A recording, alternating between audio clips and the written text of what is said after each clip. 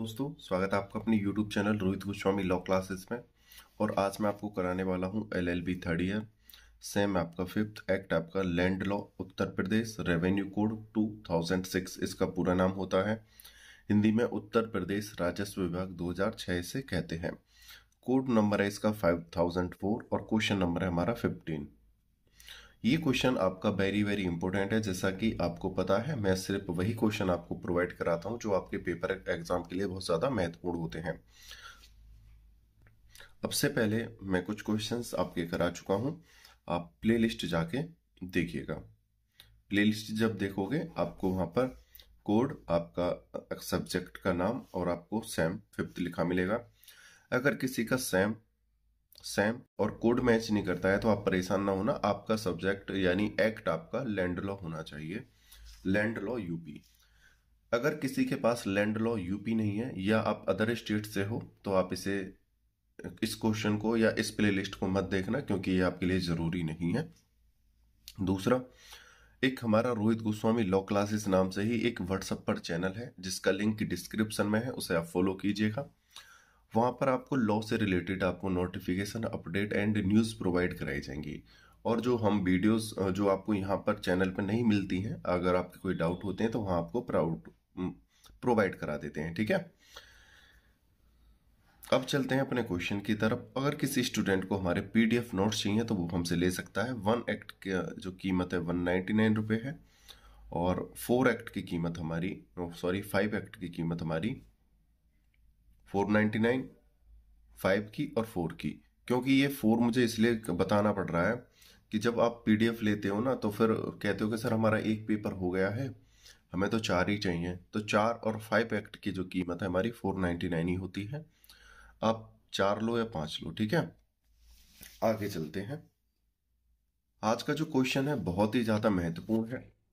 Question का नाम है हमारा समर्पण और परित्याग से आप क्या समझते हैं। जैसा कि आपको पता है, मैं किसी भी क्वेश्चन को कराने से पहले, सॉल्व करने से पहले थोड़ा सा एक्सप्लेन करता हूं, तो जरूरी है इसे भी मैं थोड़ा एक्सप्लेन करूं जिससे कि ये आपको अच्छे से समझ में आ जाए।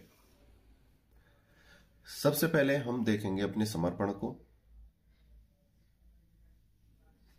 दूसरे नंबर पे देखेंगे हम अपने परित्याग को। समर्पण को सेक्शन 118 में रखा गया है और परित्याग को सेक्शन 122 में रखा गया है। इससे संबंधित सेक्शन 119, 120, 121 है। ठीक है, समर्पण को मुख्यतः इसमें रखा गया है और इसमें आगे और चीजें बताई गई हैं। परित्याग को मुख्यतः 122 में बताया गया है। आगे चलते हैं। जैसा कि हमने कुछ वीडियोस पहले आपको प्रोवाइड कराई थी, आप प्लेलिस्ट में आपने देखा होगा। हमने वहां पर बताया था जोतदार कितने प्रकार के होते हैं। देखो, आप कहोगे कि सर आप टॉपिक को घुमा रहे हो, टॉपिक इसी से रिलेटेड है बिल्कुल। जोतदार के बारे में मैंने बताया था कि जोतदार कितने होते हैं। तो जोतदार के होते थे तो भूमिधर,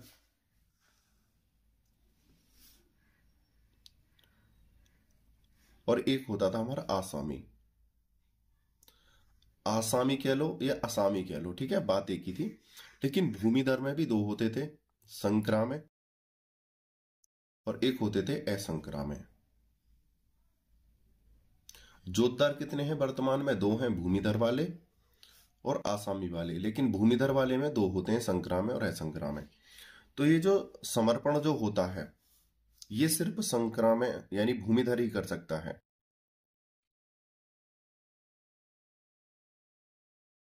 समर्पण कौन करता है? भूमिधर। तो आप समझ गए होंगे कौन से भूमिधर होते हैं। और इसमें आसामी भी करता है। ठीक है, समर्पण आसामी भी कर सकता है और भूमिधर भी कर सकता है। ठीक है, आगे चलते हैं। बात करते हैं परित्याग की। परित्याग जो है संक्रामय भूमि का नहीं होता है।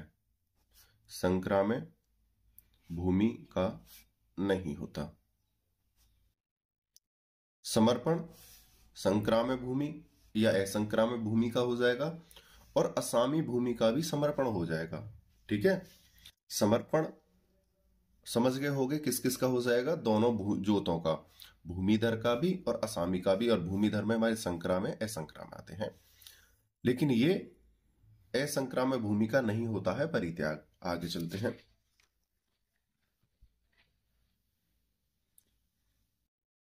उम्मीद करता हूं यहां तक आपको चीजें समझ में आई होंगी। समर्पण को हम कहते हैं सरेंडर, ठीक है, यानी किसी को सौंप देना। और इसको कहते हैं परित्याग को हम अवेंडमेंट, यानी किसी चीज को परित्यागना या उसे उस अधिकार से वंचित कर देना। उम्मीद करता हूं यहां तक चीजें आपको अच्छे से समझ में आई होंगी। ये तो था समर्पण के बारे में थोड़ा, और ये था परित्याग के बारे में थोड़ा सा बेसिक नॉलेज।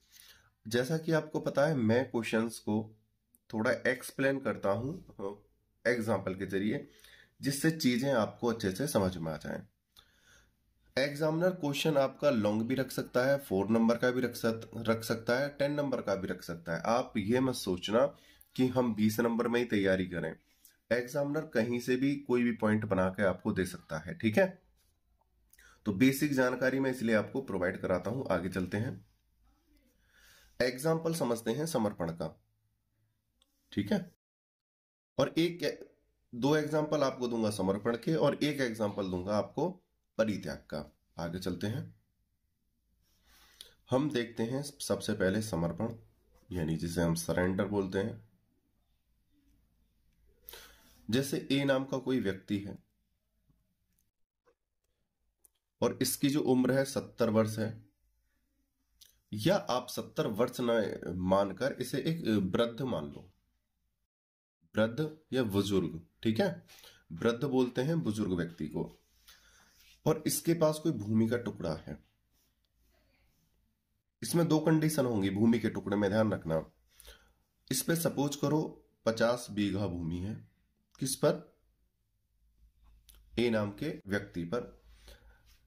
अब ए नाम का जो व्यक्ति है वृद्ध हो चुका है, 70 वर्ष का हो चुका है। अब इनकी स्थिति जो है खेती करने लायक और जिम्मेदारी उठाने लायक नहीं है, ठीक है। अब ये क्या सोच रहे हैं कि मेरी जो भूमि है, मैं इसको अपने पुत्रों को दान दे दूं, या अपनी बेटी को दान दे दूं, या वो कहीं अन्य व्यक्ति को दान देना चाहे, या उत्तराधिकारी बनाना चाहे, या इसे बेचना चाहे। यानी कि कहने का मतलब है कि अब मैं इस जिम्मेदारी से थक चुका हूं, या मेरा साहस इतना नहीं है कि मैं इन जिम्मेदारियों को उठाऊं। अब मैं समर्पण करना चाहता हूं। और जो भूमि पर जो कर लगाए जाते हैं, जो हमारे टैक्स लगते हैं, वो उन्हें भर नहीं सकता है। मतलब उसकी इतनी है साहस नहीं है कि वो तहसील जाए, मतलब खेती बाड़ी के काम वो अब नहीं कर सकता है। तो वो सोचता है कि भूमि का या तो संपूर्ण भाग या उसका कुछ भाग। देखो दोनों ही कंडीशन है इसमें। चाहे तो वो संपूर्ण भाग को भी समर्पण कर सकता है, चाहे तो वो आधे भाग को भी समर्पण कर सकता है, चाहे चौथाई भाग को भी समर्पण कर सकता है। जैसे जैसे उसके पुत्र होंगे उस प्रकार से डिवाइड हो जाएगा। ये तो नॉर्मल चीज है, आप सब जानते हो। तो ये एक नोटिस लिखेगा, कहां पे, तहसील में, और उसके जरिए अपने जो अधिकार हैं उनका समर्पण कर देगा और कहेगा कि अब मैं वृद्ध हो चुका हूं, अब मेरे अधिकारों को मैं अपने पुत्र को या किसी को दान कर रहा हूं, या मैं बेच रहा हूं। अब मेरे जो अधिकार थे जो कर और टैक्स भरने के, अब इन व्यक्तियों के ऊपर ट्रांसफर हो जाने चाहिए, ठीक है। दूसरी बात, तो समर्पण का मतलब है कि मैं अपनी जिम्मेदारियों से हटना चाहता हूं और मेरे बस की नहीं है, आप इन्हें दूसरे व्यक्ति को सौंप दो, यानी मेरे पुत्र अब इसको देंगे। लेकिन जब ये व्यक्ति नोटिस लेके जाएगा, तो हमारे जो टैक्स का जो समय होता है, सपोज करो जैसे 1 जनवरी, एग्जाम्पल के तौर पे बता रहा हूं, 1 जनवरी से 31 दिसंबर तक ये चलता है क्या, टैक्स, ठीक है। एव नाम की व्यक्ति ने मार्च में या अप्रैल में या मई में या सपोज करो फेब में ही इन्होंने अपना समर्पण दे दिया। तो बस इन पर एक रूल लागू होगा कि आप इस वर्ष की किस मतलब कर को पूरा करके जाओगे। आप समर्पण कर सकते हो बीच में, समर्पण कर दिया, लेकिन आप इसकी जो कर है वो आप पूरा करके जाओगे। महीना दर महीना या साल का जो भी है, इसका आप ही पूरा करोगे और इन्हें पूरा करने के बाद आपका अधिकार जिम्मेदारी सब समाप्त। जिसके नाम पर आप करना चाहते हो उसके नाम पर ट्रांसफर हो जाएगी। बस यह जिम्मेदारी रह जाती है कि इस वर्ष का आप ही पूरा करोगे जिस वर्ष आप समर्पण कर रहे हो सकता है ये 31 दिसंबर को जाकर करें, तो फिर इनका अधिकार खत्म। फिर 1 जनवरी से जिसके ऊपर समर्पण किया है वो करेगा। उम्मीद करता हूं चीजें समझ में आई होंगी। एक समर्पण और होता है, कोई आसामी है, आसामी कह लो या असामी कह लो, बात एक ही है। एग्जाम में कोई भी शब्द आ जाए तो आप परेशान ना होना। जैसे आसामी है, आसामी आप जानते हो ये क्या करते हैं, किसी अन्य की भूमि को लगान पर या कर पर लेते हैं, ठीक है, उसे करने के लिए। ए नाम की भूमि है, ए व्यक्ति की, ए व्यक्ति की भूमि है और लगान पर किसके पास है, बी के पास है, लगान पर, ठीक है। बी जब चाहे, जब इसका मन चाहे तब, जैसे इसने इस भूमि को लिया था 10 वर्ष के लिए लगान पर, ठीक है, लेकिन ये बीच में किसी कारण से उसे छोड़ना चाहता है, या वो अपने गांव से बाहर जाना चाहता है, या उस खेती में उसकी इतनी पैदावार नहीं हो रही, या मतलब और भी अन्य कारण हो सकते हैं, लेकिन वो बी जो है उसे छोड़ना चाहता है। तो जो संविदा इनके बीच में हुई थी ए और बी के बीच में, उस संविदा को तोड़ते हुए ये एक लिखित नोटिस देकर, देखो गांव में तो खासतौर पर मुंह जबानी ही संविदा चलते हैं, लेकिन संविदा वैसे लिखित होनी चाहिए। बी जब चाहे इस संविदा को तोड़कर कह सकता है कि मुझे आपका खेत नहीं चाहिए, मैं आपके खेत का समर्पण कर रहा हूं, इसमें उतनी पैदावार नहीं हो रही जितनी पहले हुआ करती थी, ठीक है। हो सकता है सूखा पड़ गई हो सकता है कोई आपदा आ गई हो, अन्य कोई कारण हो, बहुत कारण हो सकते हैं। तो हम यहाँ समर्पण को समझ रहे हैं। तो ये जो लगान पे लिया हुआ व्यक्ति है बी, इस भूमि का समर्पण क्या है, किसको कर देगा, ए को, कि भाई आपकी भूमि है, आप अपनी भूमि को संभालो किसी भी समय पे। हो सकता है इनकी संविदा ना हुई हो और वो बहुत लंबे समय से करते आ रहे हो, 1 साल 2 साल 10 साल 20 साल 50 साल, जैसे पीढ़ी दर पीढ़ी कोई करता ही आ रहा हो किसी को लगान पे। आपने देखा भी होगा गांव में कोई लिमिट नहीं रहती, वो पीढ़ी दर पीढ़ी करते ही रहते हैं लगान पे। तो फिर वो क्या है, समर्पण कर सकते हैं जिसकी वो भूमि है कि अब हम इस खेती को नहीं करेंगे। तो ये तो था समर्पण यानी सरेंडर। अब बात करते हैं परित्याग की। देखो बहुत ही जरूरी है आपके लिए समझना।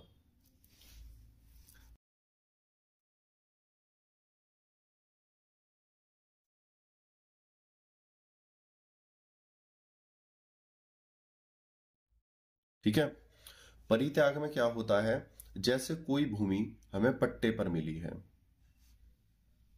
पट्टे पर कौन देता है हमें भूमि, सरकार देती है। सरकार कौन सी देती है, राज्य सरकार, ठीक है। राज्य सरकार ने हमें भूमि पट्टे पर दी। अगर आप ग्रामीण क्षेत्र से हो तो आपको पता होगा कि सरकार पट्टे पर जमीन देती है, लेकिन वो जो जमीन होती है वो होती सरकार की है, लेकिन वो पट्टे पर आपको तब तक देती है जब तक सरकार उसे खाली समझती है अपनी तरफ से। वो सोचती है कि खाली भूमि पर एक तो खेती हो जाएगी, देश की उन्नति होगी, राज्य की उन्नति होगी, दूसरा कुछ कर या टैक्स के रूप में हमें मिलता रहेगा, तीसरा क्या है, जो रोजगार व्यक्ति हैं उनको एक काम मिल जाएगा, और जो इनकी आर्थिक स्थिति है वो थोड़ी सुधर जाएगी। तो इस उद्देश्य से राज्य सरकार या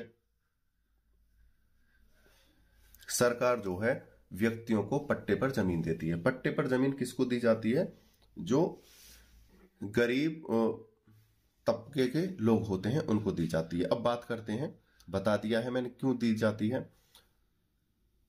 अब जैसे किसी सी नाम के व्यक्ति को पट्टे पर जमीन मिली, पट्टे पर जमीन मिली, ये भूमि का टुकड़ा था। जैसा कि अभी हमने पढ़ा था, राज्य सरकार हमें क्यों देती है, नंबर 1 कि जो खाली भूमि है उपयोग होगा और बंजर नहीं होगी भूमि, ठीक है, बंजर से बचेगी। दूसरा है टैक्स आता रहेगा, यानी कुछ ना कुछ पैसे आते रहेंगे। तीसरा जो है बेरोजगारी कम हो जाएगी। फोर्थ क्या है, आर्थिक स्थिति में सुधार होगा, राज्य की भी और मजदूर के में भी, ठीक है। ये इस कारण से पट्टे पर दी जाती है।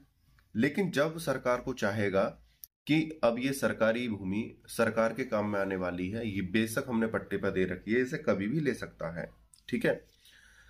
लेकिन अब दूसरा रीजन क्या है, जो सी नाम का व्यक्ति था, लगातार 3 वर्ष कहीं या तो गांव से बाहर चला जाता है, या किसी जॉब पर चला जाता है, या ये गांव में ही रहकर इस खेत को 3 वर्ष से, मतलब कोई खेती इसमें या कोई पैदावार या कोई अन्य व्यापार इसमें नहीं करता है। हो सकता है वो खेती ना करके कोई व्यक्ति इसमें फार्म खोल ले, घर बना ले, लेकिन वो ना तो फार्म बनाया उसने, ना घर बनाया उसमें, ना कोई अन्य कार्य करा, ये बिल्कुल क्या है, इम्पटी, ठीक है, ये खाली पड़ा है। अब ऐसी स्थिति में राज्य सरकार यानी कि जो कलेक्टर होता है, जो हमारा डिस्ट्रिक्ट कलेक्टर, उसके संज्ञान में जब ये चीजें जाती हैं तो वो एक नोटिस देगा सी को कि आप हमें कारण बताइए कि आप इस भूमि पर पिछले 3 वर्ष से आप खेती क्यों नहीं कर रहे हो। अगर उसके कारण उचित हैं तो उसको माफ किया जाएगा, ठीक है। अगर कारण उचित नहीं है तो उस भूमि को उससे छीन लिया जाएगा और उस भूमि को किसी अन्य व्यक्ति को जो जरूरतमंद है उसे पट्टे पर दे दिया जाएगा, ठीक है। ये होता है परित्याग। उम्मीद करता हूं चीजें आपको समझ में आई होंगी। अगर अब भी चीजें समझ में नहीं आई हैं तो कमेंट करके बता देना, ठीक है। ये जो थ्योरी है हमारी, इसमें क्या है, आप 2 दिन पहले एग्जाम से इसे रटोगे और अच्छे से घोट के अपने दिमाग में से सेट कर लोगे और एग्जाम में जाके इसे उगल दोगे, ठीक है। ये तुम्हारे काम की नहीं है। ये जो चीजें हैं ये जो काम की हैं आपकी, जो आपके साथ लाइफ टाइम रहेंगी जब तक आपके लॉ के फील्ड में रहोगे, ठीक है। ये तो क्या है, एक आपको डिग्री दिलाने का एक तरीका है, लेकिन जो आपका बेस है ये आपको काम आने वाला है, ठीक है। और इसी चीज को आप छोड़कर आगे चले जाते हो, आप सोचते हो कि हम तो बस पेपर में पास हो जाएं, बस थ्योरी थ्योरी रट लो। तो थ्योरी भी तभी समझ में आएगी, ये समझ में आएगा, और यही आपके लाइफ में काम आने वाली चीजें हैं। अब आगे चलते हैं। हमने समर्पण को और सरेंडर को अच्छे से एक्सप्लेन कर दिया है। अब अपने आंसर की तरफ चलते हैं। भूमिधर द्वारा समर्पण, नई संहिता की धारा 118 के अनुसार नंबर 1 पॉइंट है, भूमिधर किसी जोत या उसके किसी भाग में, भूमिधर अभी मैंने बताया था, जोत या उसके किसी भाग में, या तो वो संपूर्ण हिस्से को, जैसा अभी मैंने समझाया था, या कुछ भाग को। देखो हमारे एग्जाम्पल्स ना बिल्कुल थ्योरी के अकॉर्डिंग चलेंगे, आपका एक भी लाइन इधर से उधर नहीं होगा, ध्यान रखना। भूमिधर किसी जोत या उसके किसी भाग में अपने हित का समर्पण तहसीलदार को ऐसे करने के अपने आशय यानी उद्देश्य की सूचना देते हुए लिखित आवेदन देकर और उस पर अपना कब्जा छोड़कर कर सकता है, चाहे ऐसी जोत पट्टे पर ही दी गई हो या नहीं दी गई हो। तो यहां पर बोला है कोई भी भूमिधर जब अपनी भूमि का परित्याग करना चाहता है, समर्पण करना चाहता है, तो तहसील में जाकर एक नोटिस लिखेगा और उसके आधार पर वो अपनी भूमि का समर्पण कर देगा। किसके लिए? अपने बेटों के लिए, बेटी के लिए, या दान दे सकता है, या विक्रय कर सकता है, अन्य कोई भी चीज वहां पर कर सकता है। हो सकता है वो किसी अनजान व्यक्ति को देना चाहे, वो उसका निजी हित है, वो क्या करे। लेकिन यहाँ पर एक लाइन और कह रही है, चाहे ऐसी जोत पट्टे पर दी गई हो या ना दी गई हो। पट्टे पर क्या है, जैसे इसमें से जो 50 बीघा जमीन थी, सपोज करो इसमें से कोई 5 बीघा जमीन इस व्यक्ति ने लगान पर दे रखी थी किसी को, ठीक है।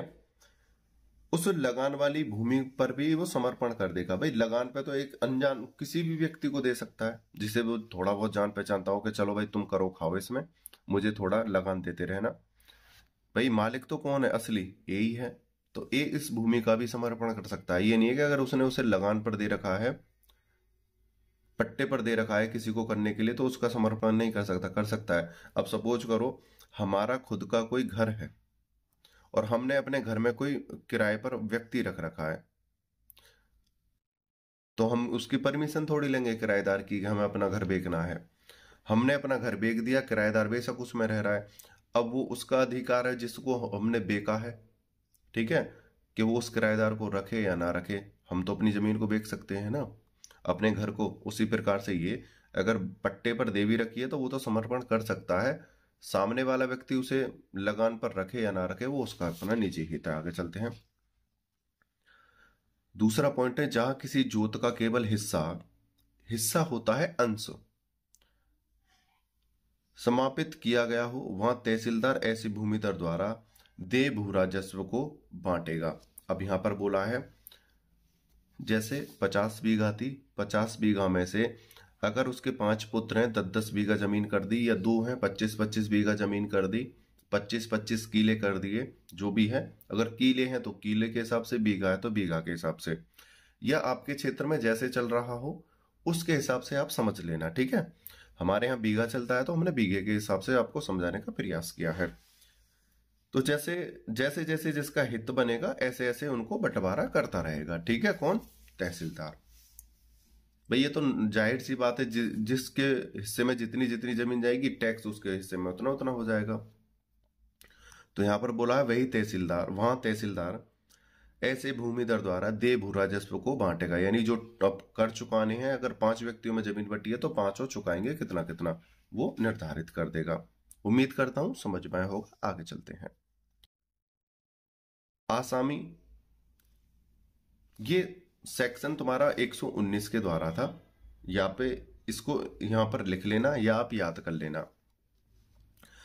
आसामी या आसामी द्वारा समर्पण, नई संहिता की धारा 120 के अनुसार आसामी किसी जोत में किंतु उसके किसी अंश मात्र में नहीं अपने हित का समर्पण भूमि धारक को ऐसा करने के अपने आशय की सूचना देते हुए लिखित लिखित नोटिस देकर उस पर कब्जा छोड़कर कर सकता है। देखो यहां पर अभी हमने आसामी वाला बताया था, जब हम किसी व्यक्ति को, ए ने अपनी भूमि लगान पर बी को दी थी, मालिक ए ही था, जैसे 10 वर्ष के लिए, या कोई मौखिक संविदा नहीं थी कि कितने वर्ष के लिए, कि चलो करते रहो करते रहो करते रहो। लेकिन जब ये व्यक्ति बी चाहे कि भाई अब मुझे भूमि नहीं करनी है, कोई भी कारण हो सकता है, जैसे कम उपज का होना, या एक शहर से दूसरे शहर में चला जाना, या इसकी जॉब लग जाना, जो भी है, अब ये इसको भूमि वापस कर रहा है।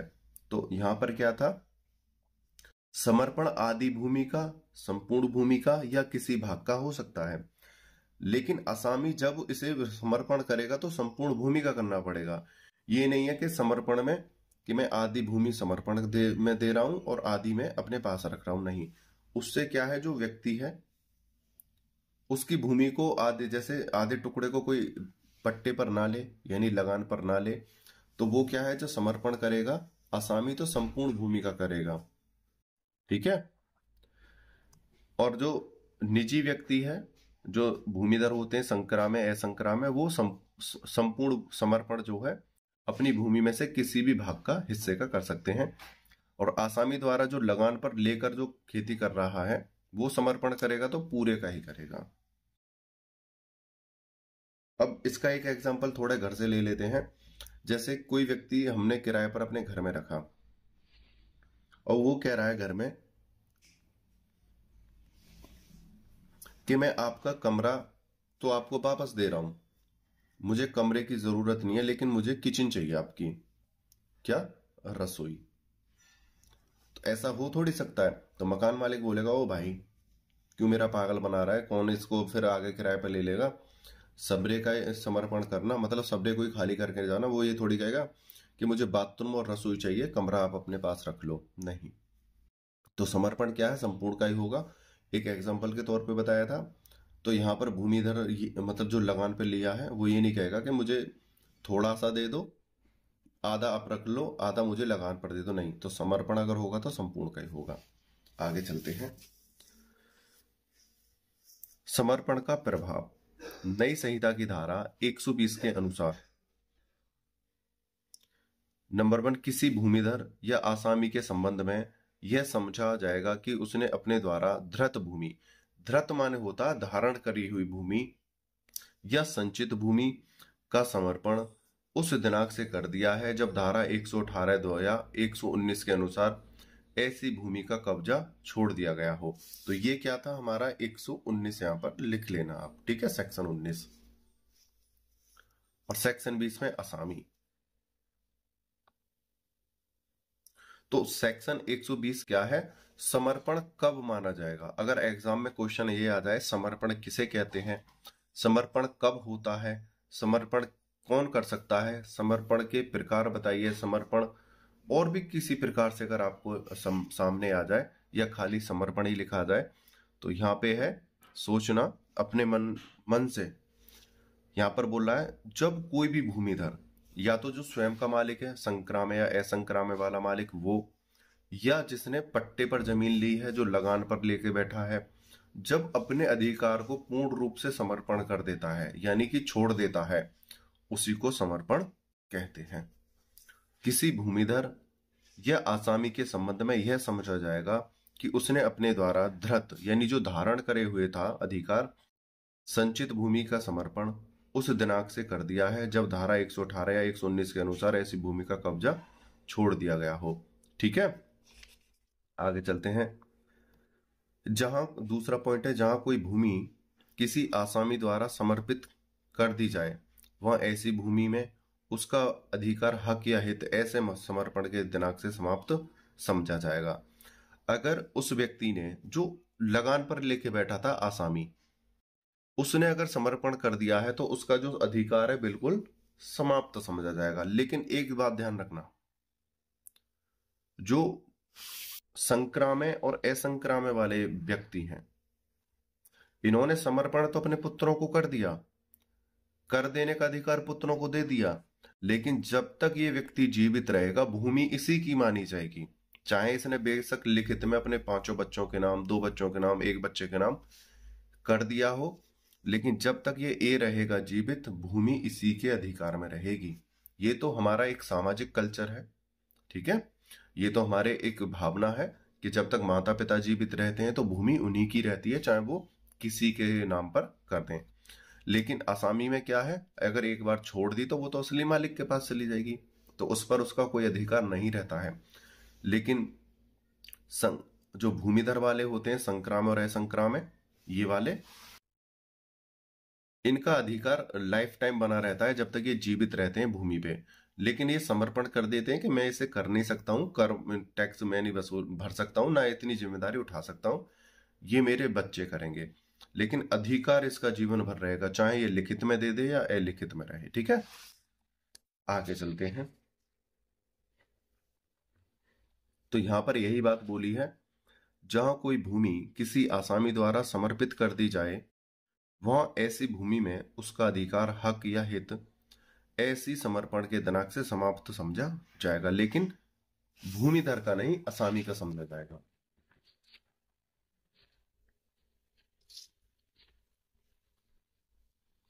यदि किसी भूमिधर ने भूमि समर्पित कर दी है तो भूमिधर व भूमि से संबंधित सभी अन्य हक और हित समाप्त समझा जाएगा।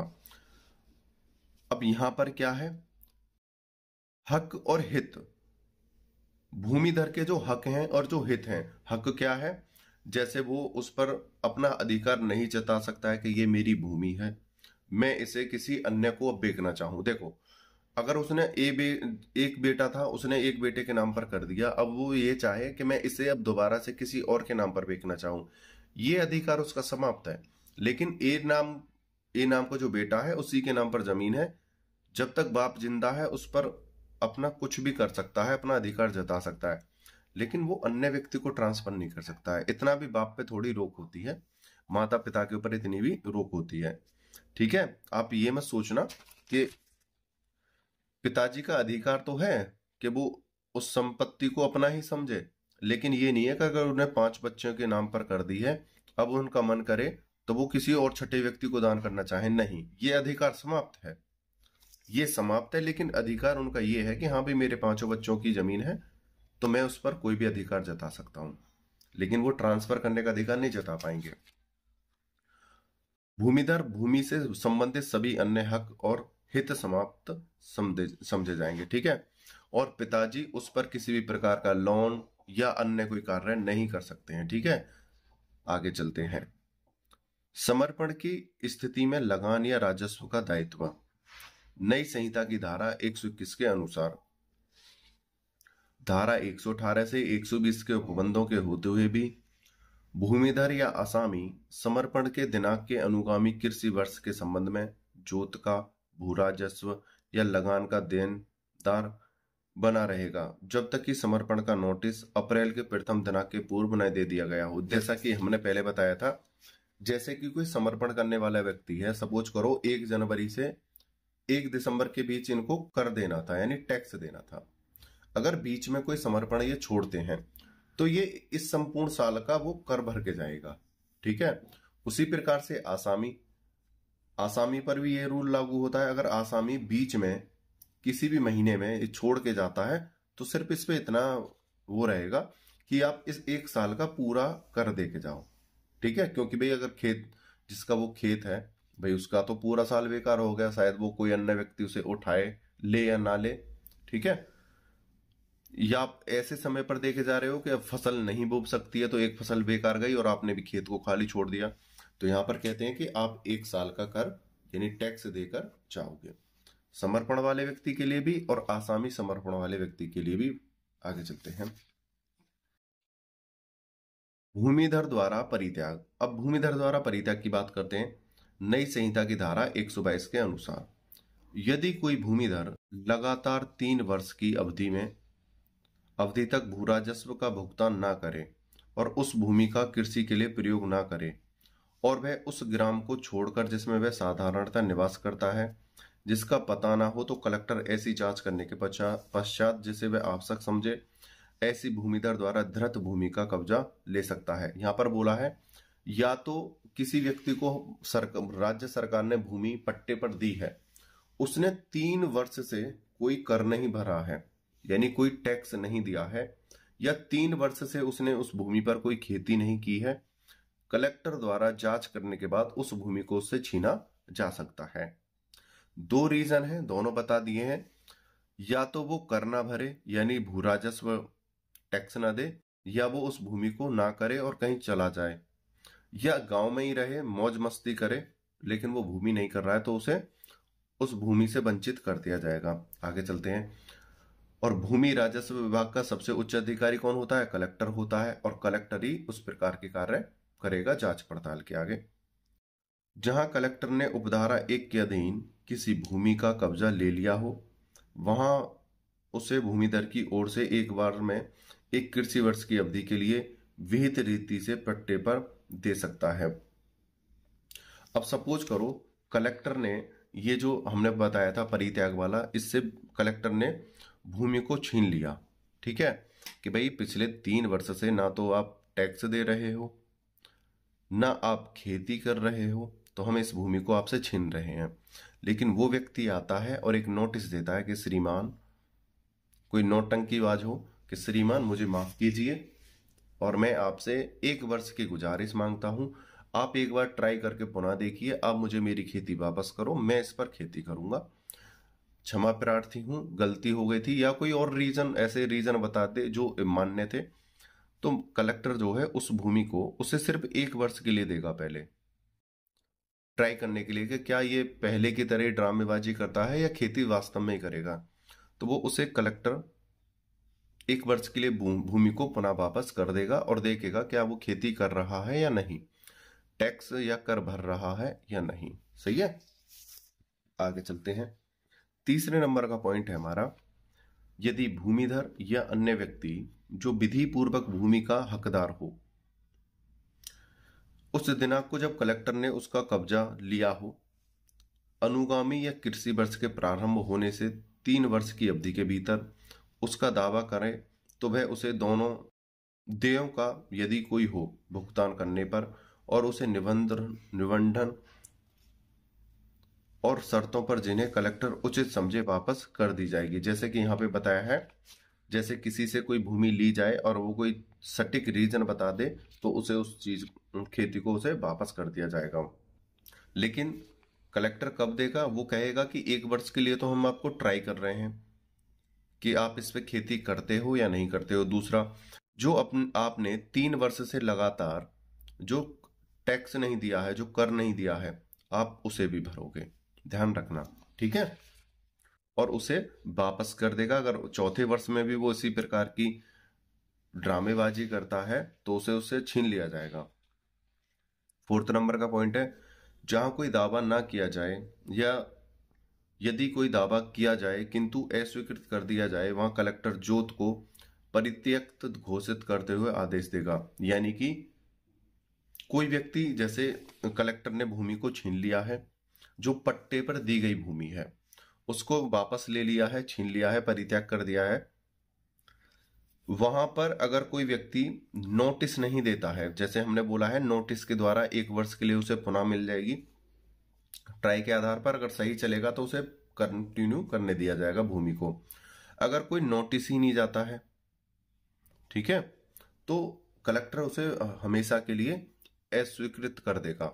मतलब अब उसकी जो स्वीकृति थी उसे स्वीकार करने की, वो हमेशा के लिए खत्म कर दी जाएगी। दूसरा, या वो नोटिस देता है और नोटिस क्या है, खारिज हो जाता है, या उसे कलेक्टर स्वीकार नहीं करता है कि भाई मैंने एक बार पहले भी देखा था, ट्राई करा था, आप पुनः आए हो, तो ऐसी स्वीकृति को या कोई अन्य रीजन हो उसके आधार पर उसे अस्वीकृत भी कर सकता है नोटिस को।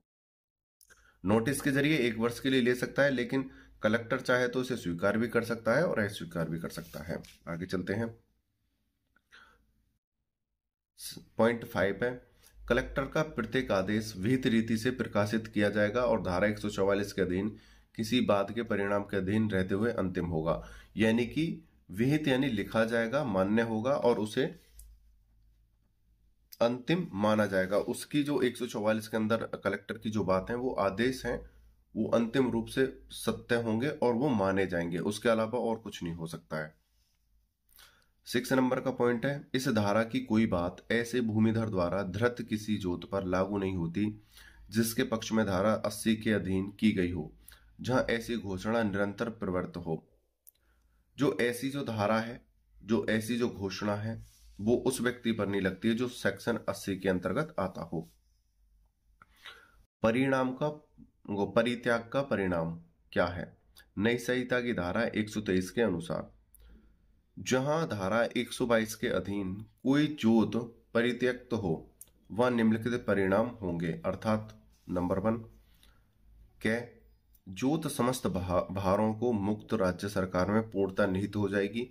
मतलब जो भूमि थी जिसका कलेक्टर ने छीन ली है, उसके करों को चुकाते हुए किसी अन्य व्यक्ति के द्वारा या उसी व्यक्ति से करों की वसूली करने के द्वारा वो राज्य सरकार में पुनः विलीन हो जाएगी। दूसरा है, संवृद्ध भूमिधर का ऐसी जोत में कोई अधिकार, हक या हित नहीं रह जाएगा, और वो जो भूमिधर था जिससे वो ली है उसका कोई हित अधिकार नहीं रह जाएगा फिर उसमें।